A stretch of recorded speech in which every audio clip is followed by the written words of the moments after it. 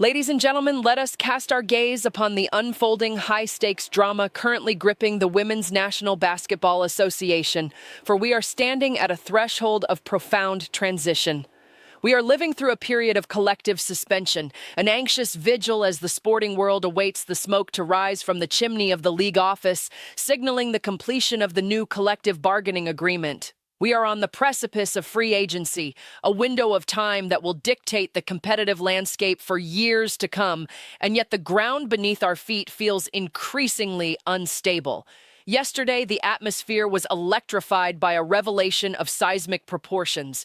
We discovered that the league is not merely contemplating a subtle expansion of its itinerary, it is eyeing a radical transformation. Reports suggest we are looking at a future containing upwards of 50 to 54 games. Let that figure resonate within your consciousness for a moment. 54 games. In the context of the WNBA's historical schedule, this is a quantum leap. The specifics, as is often the case in these clandestine negotiations, remain frustratingly opaque. Is the league proposing to jump to 54 games immediately, right out of the gate in this upcoming cycle?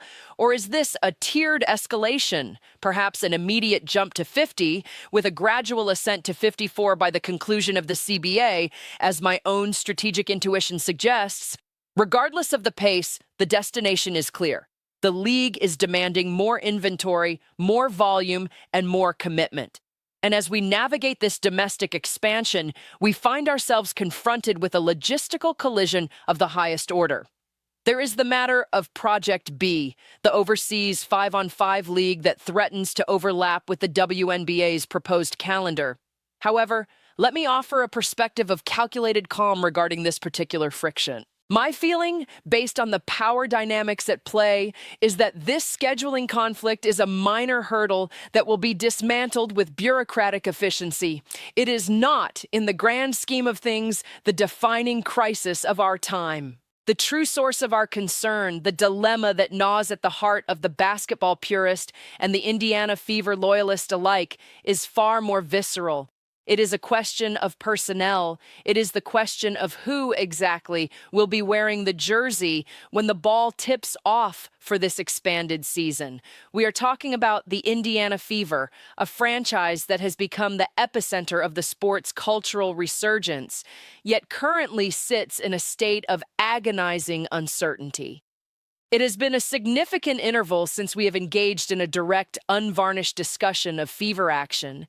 But the looming specter of free agency leaves us with a mountain of questions and a desert of answers.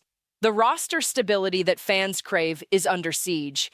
We are looking at a reality where Kelsey Mitchell, Sophie Cunningham, and the spirited Chloe Beebe, essential components of the team's identity, are currently floating in the ether of free agency. The cold truth is that they probably won't be on this team if the front office fails to navigate these waters with precision. I must interject a personal note of sentiment here. I wish, with all the fervor of a fan who values chemistry, that we could figure out how to get our beloved Chloe back into the fold. It would be a victory for the continuity and the spirit of this team that I would deeply appreciate. Before we delve into the heart of the Fever's roster crisis, I must issue a brief but mandatory digital advisory. Make sure you hit subscribe. But more importantly, I implore you to verify that you are, in fact, still subscribed. We are receiving reports multiple times a day from a multitude of independent sources that YouTube is unsubscribing viewers without their knowledge or consent. People have had to resubscribe several times over. Is it a glitch in the matrix? Perhaps. But when it involves the business side of digital activity, I remain perpetually skeptical. I do not align with their agendas, and one must always be wary of the invisible hand of the algorithm. Now, let us return to the hardwood, specifically to a development that has sent shockwaves through the Fever fan base. We are discussing the viral interaction between Sophie Cunningham and Caitlin Clark, a moment of banter that has fueled a frenzy of reunion buzz. Say what? Yes, the cuddle demand. We must analyze this not as mere social media trivia, but as a window into the chemistry of a team that stands at a crossroads. Many Indiana Fever fans want nothing more than for the organization to bring Sophie Cunningham back this winter, once the league office and the players finally find common ground on a new CBA. Cunningham is not the only priority, of course. Kelsey Mitchell remains a beloved figure, an offensive powerhouse whose impact on the scoreboard is undeniable. But we must differentiate between statistical impact and cultural resonance. While Mitchell might carry more weight in the box score, Sophie Cunningham's off-court charisma and undeniable star power have endeared her to the Fever faithful to an impressive, almost unprecedented degree. And remember, she was only on this team for a single season. How does one achieve such a deep connection in such a short window? The answer lies in the receipts of the past season. Let me remind you of a physical reality that many choose to overlook. Sophie Cunningham was essentially the only player in the entire league that we witnessed literally, physically, defend Caitlin Clark on the court. When the cheap shots were being delivered, when the rookie was being targeted with a specific brand of veteran hospitality, where were the others? We watched a multitude of teammates simply stand around, spectators to the struggle, while Sophie was in the trenches trying to scrap. For those of us who appreciate grit, who value the enforcer role in a sport that is becoming increasingly physical, we recognize that fire. And to the rest of the roster, I ask, where was the rest of y'all? You are going to continue to be called out until you show that same level of defensive intensity and loyalty. The good news, at least on paper, is that Indiana does not necessarily have to choose between Cunningham and Mitchell. The Fever front office possesses the financial flexibility and the cap space to retain both, should they possess the desire to do so. The resources are there. The will is what we are waiting on. But there is a predatory threat looming on the horizon, a danger that this article fails to fully articulate, but one that I must bring into the light. Do not be shocked if the Portland Fire or the Toronto Tempo, the expansion franchises hungry for relevance, have their sights set on Sophie Cunningham. If she is not protected, she becomes the ultimate prize. We do not yet know the specific parameters of protection under the new CBA. We do not know if the lists will expand or condense, but we do know this. If the Fever leave her unprotected, it would be a marketing and business failure of catastrophic proportions. If you are a new franchise looking to establish a brand and sell out an arena in a new city, you draft Sophie Cunningham first thing. Why? Because she is one of the rare athletes in this league who possesses an organic, portable fan base. She has a high-profile podcast on The Volume. She is a marketing powerhouse. She is showing up everywhere. In 2025, she was Google's most searched WNBA athlete, the most searched female athlete in the entire country. We've analyzed the data. We've done the video. If you are an expansion GM, you are watching the Fever's handling of Sophie Cunningham with the eyes of a hawk. And if they leave her unprotected, I am going to destroy them. I am letting you know that right now. This brings us to the social media interaction that ignited the latest round of speculation. Sophie posted a video of herself and Red, Chloe, sharing a moment on the court. Caitlin Clark, the face of the franchise, intervened with a simple directive. It's time to run it back. This is the franchise player publicly lobbying for the return of her teammate. And Sophie responded in the quintessential Sophie fashion. Only if you cuddle and make me dinner twice a week. As you can imagine, in the hypersensitized world of the WNBA fandom, the sickos immediately came out of the woodwork. I scrolled down through the comments and was confronted with the absurd, people questioning Caitlin Clark's personal relationship status, asking if she had cheated on her boyfriend. Guys, I'm not even going to justify hitting that level of discourse. Wow, just wow. It is a testament to how ate up with agenda certain segments of the fan base have become. They cannot simply witness two heterosexual teammates clowning around with each other. They must manufacture a scandal.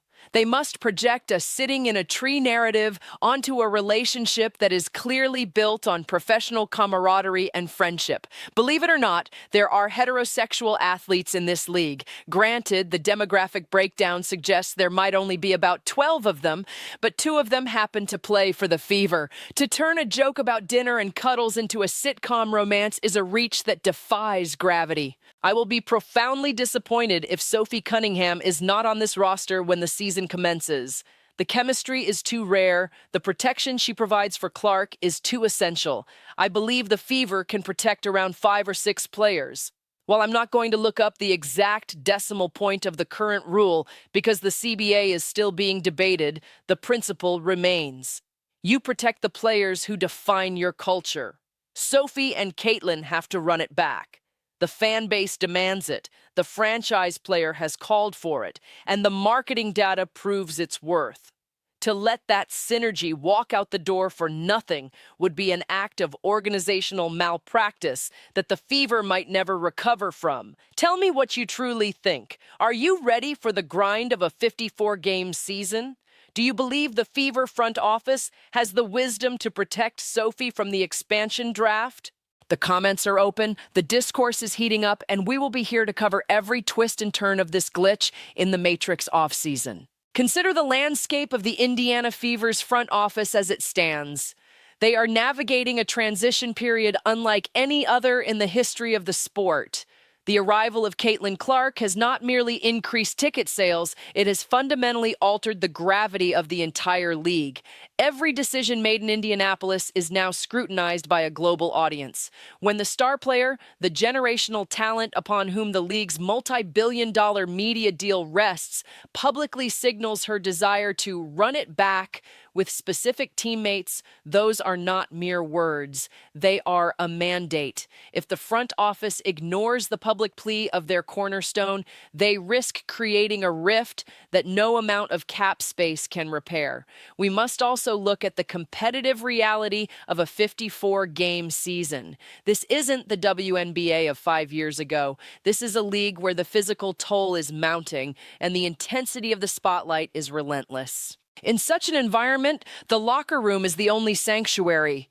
To disrupt the chemistry that was so painstakingly built, to remove the red energy of Chloe Beebe or the veteran enforcer spirit of Sophie Cunningham, is to invite chaos into that sanctuary. The expansion draft looms like a predator in the tall grass. Toronto and Portland are not coming into this league to be doormats. They are coming to win, and they are coming to build brands. Sophie Cunningham is the ultimate brand-building block. She is articulate, she is fierce, and she possesses an innate understanding of how to engage a modern audience.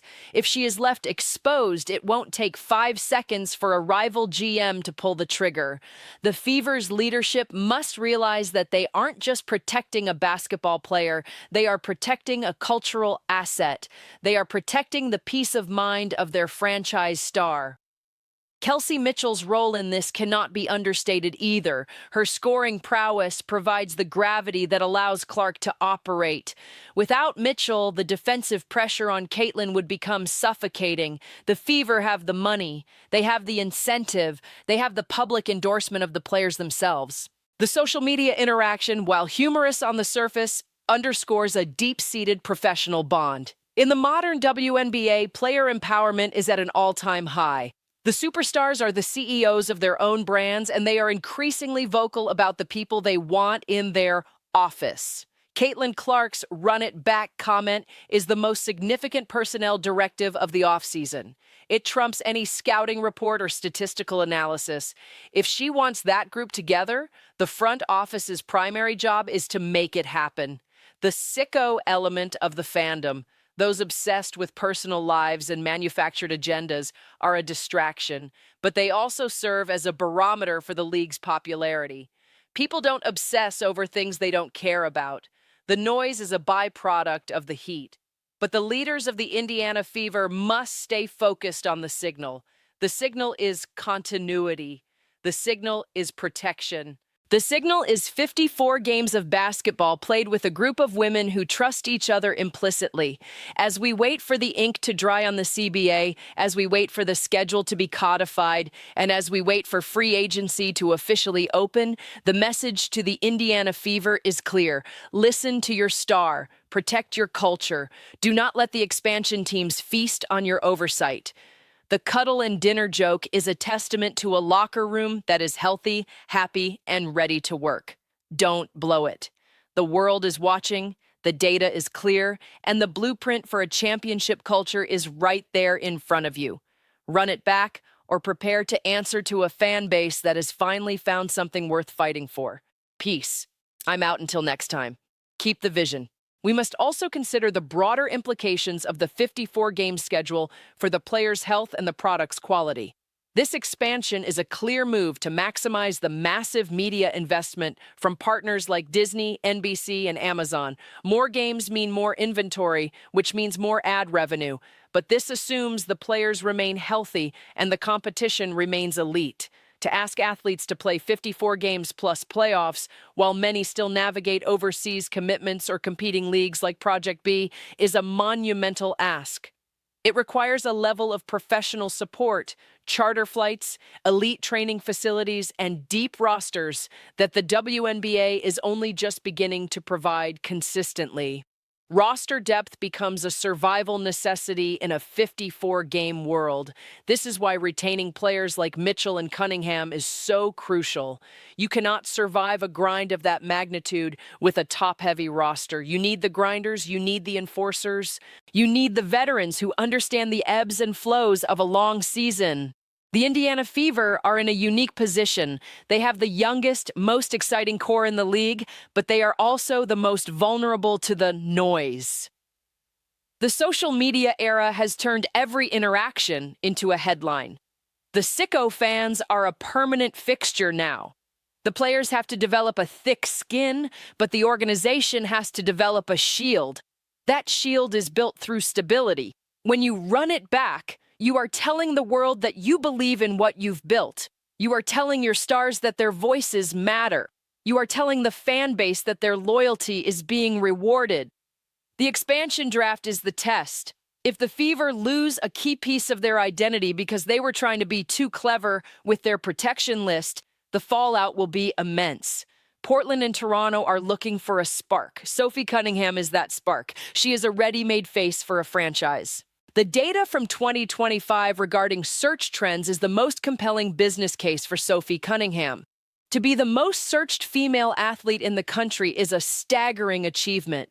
It places her in a tier of cultural relevance that most professional athletes never reach. She is a crossover star. She brings eyes from the podcast world, from the fashion world, and from the general entertainment world. To let that walk away, to allow a rival team to capitalize on that visibility, would be a failure of imagination. The Fever have a once-in-a-lifetime opportunity to build a dynasty, both on the court and in the market. Caitlin Clark is the engine, but you need the right parts for the engine to run. Mitchell and Cunningham are the high-performance parts. Let's talk about the cuddle banter again.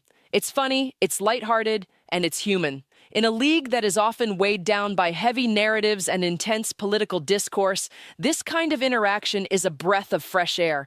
It shows a group of athletes who are genuinely enjoying the journey. That joy is infectious. It's why people are buying Fever jerseys in record numbers. It's why people are tuning in. The front office must protect that joy. They must ensure that when Caitlin Clark steps onto the floor for Game 1 of the new 54-game season, she looks to her left and her right and sees the faces she trusts. She sees the people who stood by her when the rest of the league was standing still. She sees the people she wants to run it back with. The clock is ticking. The CBA negotiations are in their final stages. Free agency is around the corner. The expansion teams are sharpening their claws. The Indiana Fever are sitting on a gold mine, but they have to be smart enough to keep it. The fans are ready. The star has spoken. The data is in. Run it back. There is no other option. Keep your eyes on the subscription status, keep your eyes on the news, and most importantly, keep the vision.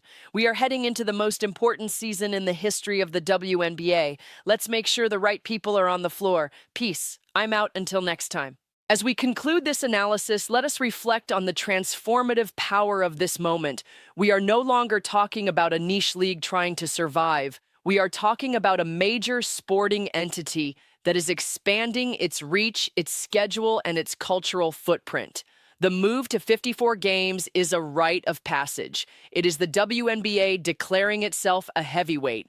But with that status comes the responsibility to act like a leader. Leadership means protecting your assets. Leadership means listening to your cornerstones. Leadership means recognizing that cuddles and dinner is shorthand for a winning culture. The Indiana Fever have the blueprint. They have the players. They have the momentum. All they have to do is execute. The expansion draft will be the ultimate trial. Will they be the architects of a dynasty, or will they be the victims of their own indecision? We will know soon enough. Until then, stay skeptical of the glitches, stay focused on the facts, and stay tuned to the fever. This story is just getting started. Run it back. Peace. I'm out.